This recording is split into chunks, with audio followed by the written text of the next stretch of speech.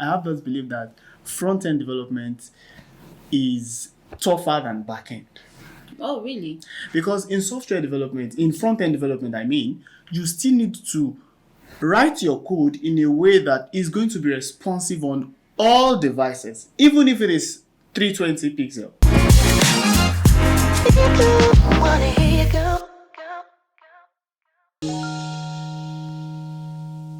Hello and welcome back to Talks at Fatherland. Today we'll be talking about front-end development, and as always we have an expert in the house to tell us more and to dig deeper. I'm your host Fiona Nana, and with me today is Adewale Oretuga. Okay, so without further ado, let's delve into the topic for the day. Now, Mr. Adewale, could you walk us through the journey into the world of forefront development? What ignited your passion for that particular field? Okay, first of all, I'll say that one of the things that ignited my passion was because I lost a contract because I'm not a software developer. And the contract is from one of the big banks in Nigeria. But because I wasn't a developer, I couldn't really understand what they actually want to do. But the guy who happens to be my developer then is always busy, not having the time. But at the end of the day, I lost the contract. But the thing is, ability to be able to solve problems. If I had been able to actually design a website, or if I had been able to actually understand what I need to do at that particular time, I would have actually gotten that contract, and things would have been out. That's terrible. But I cannot even imagine how you must have felt at that point. But I'm sure that there are many aspiring developers out there that could actually, relate to what you're saying. Exactly. Because that's a terrible situation. Okay, so like front-end technologies, right, are rapidly evolving. How do you manage to stay up to date with the latest trends and the advancements?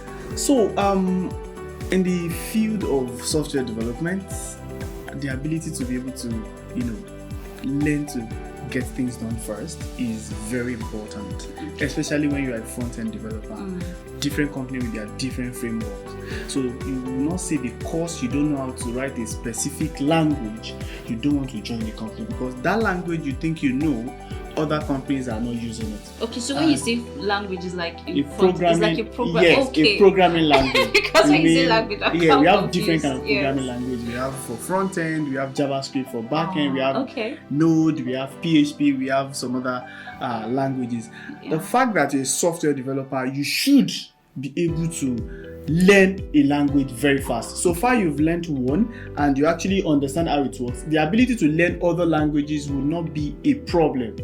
And that is why we are called a problem solver, because when you get to a situation whereby you need to quickly adapt and do one or two steps, you should be able to know how to go about it. So as a software developer, you should be able to learn things very fast, make your research, be able to keep up with the trends keep up with the trend as they come, because they deprecate why some will be working, why some will not work again. At Fatherland, right, we actually had to recruit new developers, to just keep up with the trend. Exactly. Like before, there was an app and we're using I think WordPress, and so with the new trends, we had to catch up definitely. So we had to recruit them, and now we have React and the lots.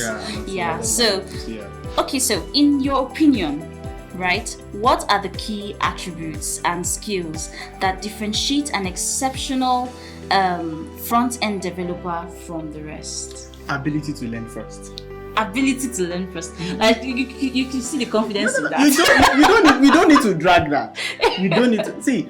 In software development, you don't have to know everything. In fact, you cannot know. In fact, you won't know everything. Definitely. But at a particular time, you understand the fact that this is what I need, but I don't really know how to go about this. But can you learn that thing? There's lots of videos on YouTube, lots of videos on all these platforms that you can actually learn from. So the fact is that the ability to be able to learn fast is not just in software development, in other areas too. When you know how to learn fast and implement it, it's going to work for you, and that makes you exceptional.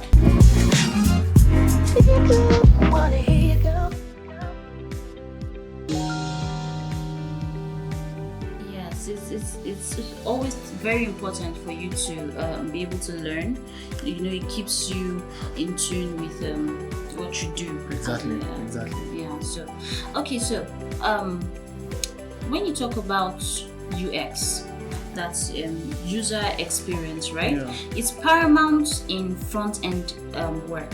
Could you share your approach to crafting intuitive and engaging user interfaces with us? So user interface, Yeah. as you said, is very paramount in front-end development. You don't want to build an application, you don't want to sell a market that won't be generally accepted by the public. When you are building an application to solve a particular problem, you also need to consider the user experience and the user interface. So in front-end development, user experience and user interface is very key. It's just like you selling a dirty orange. If your orange is not well cleaned, if your orange is not clean, of course people won't buy from you. But when you do it in a way that is clean and is beautiful, I'm just using something everybody can understand as an example. So the benefit of user experience and user interface is to make your software or your project interface beautiful.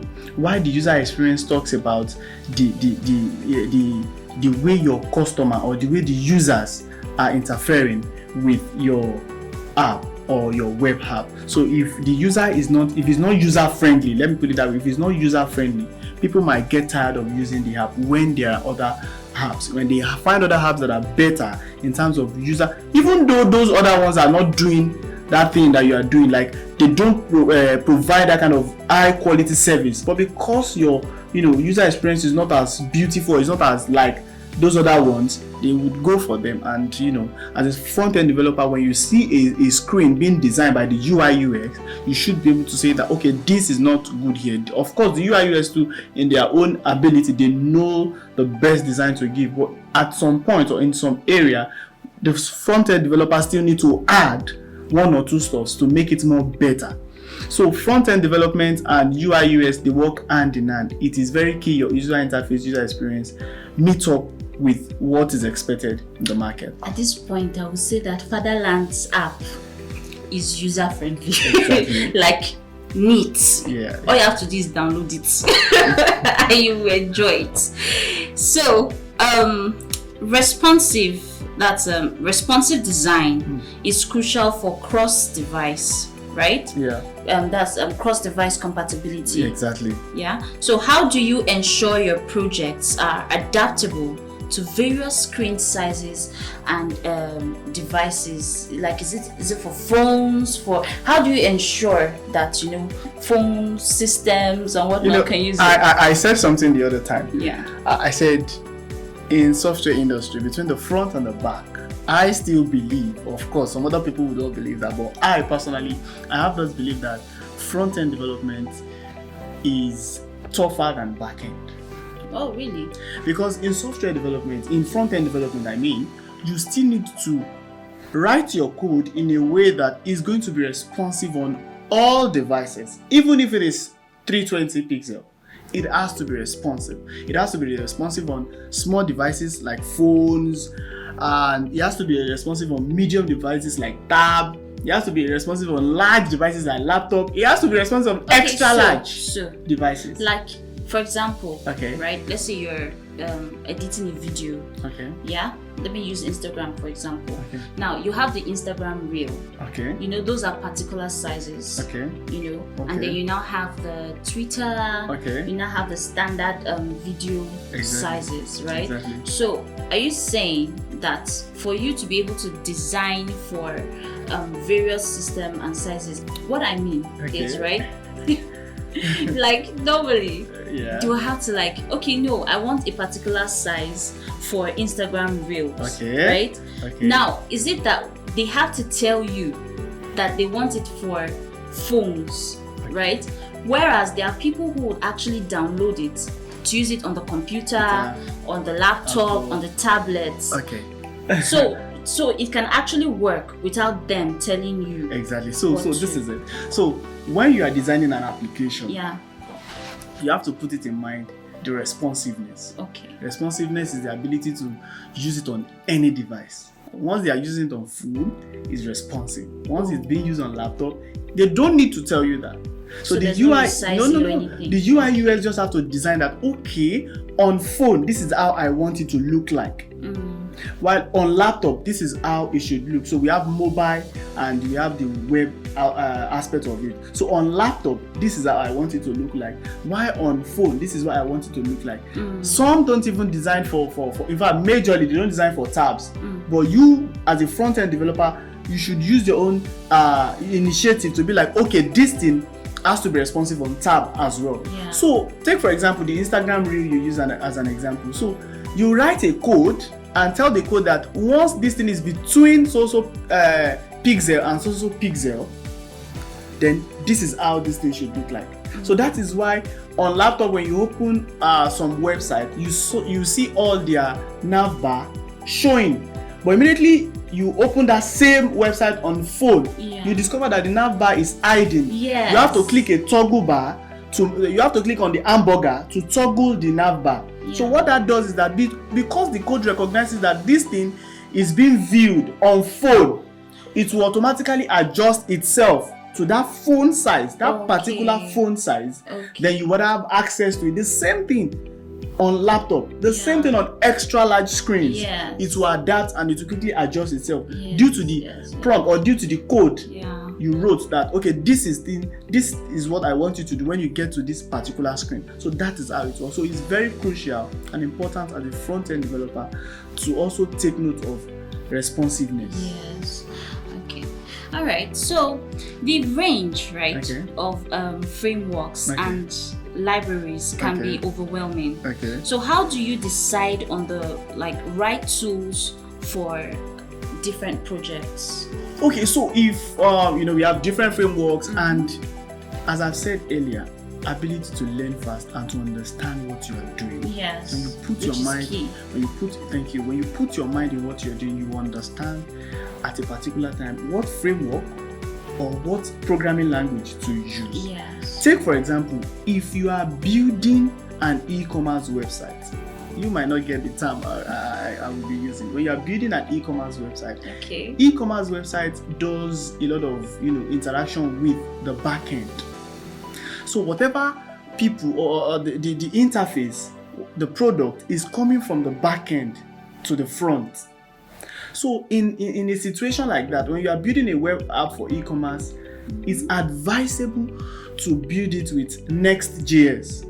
That's another language. That's a language. Yes, that you can use it's a framework, Next.js, to design such kind of website, e-commerce I mean, because it's easier for Next.js to communicate with the backend, because we call it server-side rendering. So it's coming from the server, it's coming from the back to the front. It's coming, the name of the product is being stored on the back end and it's coming to the front. So Next.js is good to do stuff like that. While if you are designing a social media platform, it's good to use React, because that one does more of user side rendering. Client side, you can call it client side rendering, while the other one does more of server side rendering. So as a software developer, you need to understand that, okay, this is what I want to do. What framework is best used for this particular project? So once you understand, because not that you cannot use React or Next to do any of those jobs, but it's more easier when you use a specific language that is tailored for that use for it. So I think with that, you should be able, generally as a software developer, you just need to understand what you want to do and then how to go about it. It's going to make your job easier and fantastic. Okay. That's I really don't know what to say.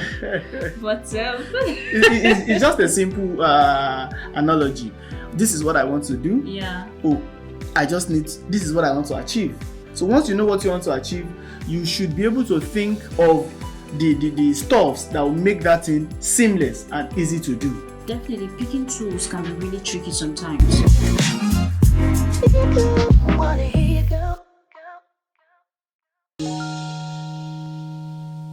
Yeah, exactly. But Fatherland has that grounded as well. They know the tools to use. Okay. For any project that is brought to them. It's very easy for them to actually just pick the tools and which to use for which. So moving on, talking about accessibility, right? Accessibility has gained prominence. How do you guarantee that your front-end projects are accessible to users with disabilities? So for users with disabilities, I would say that the major people or the major users that when it comes to disabilities are the blind and the deaf. So for the deaf, it's a bit easier because they might not be able to communicate. They might not be they might not be able to speak. Yeah. But they can read and write. Yes, definitely. So your platform, if it's up running, they should be able to access it and read and understand what is actually going on, and they should be able to use it. So, but for the blind, there's a specific software we use that is called area labels. So that works like it communicates with the blind. So maybe you have an application, you press a specific button on that app. It's a kind of voice over app. So when you press a specific stuff on the app, if you're on the nav bar, it's going to tell you you're on the nav bar. When you click on a link, it's going to tell you are clicking on contact us link. When you click on, so it can actually read, maybe take for example, you're on Facebook and people have posted a lot of pictures. You can actually read and tell you that this is a picture, this is what this person has posted, these are the comments people are making. So with that, you can actually hear. They might not be able to see it physically, but they can hear and they understand that, oh, I'm on Facebook. Because when they click on the app, it tells them you're on Facebook. So when they click on the menu, it tells them menu. When they click on footer, it tells them footer. So they will know that, oh, this is. So everything on that app, the moment they press it, it's reply them by telling them the, how do I put it, the specific function or the specific area they have on that application. I'm proud to say that Fatherland has already put all this into consideration for the disabled. You understand, because they too have passion. Yeah. And they're driven by something as well. They want to learn. They want to know more. So Fatherland has actually put plans in place for people with disability to be able to learn as well. That's fantastic. So, that's fantastic. So it's wonderful, actually, really wonderful. So,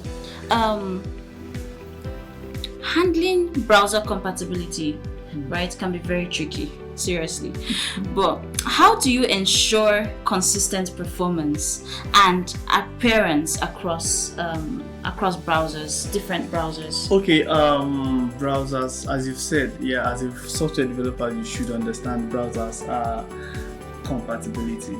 So on a particular browser, some stuff might work, and on a particular browser, some stuff might work. So before now, when you design a front-end project, you need to make sure that it works with.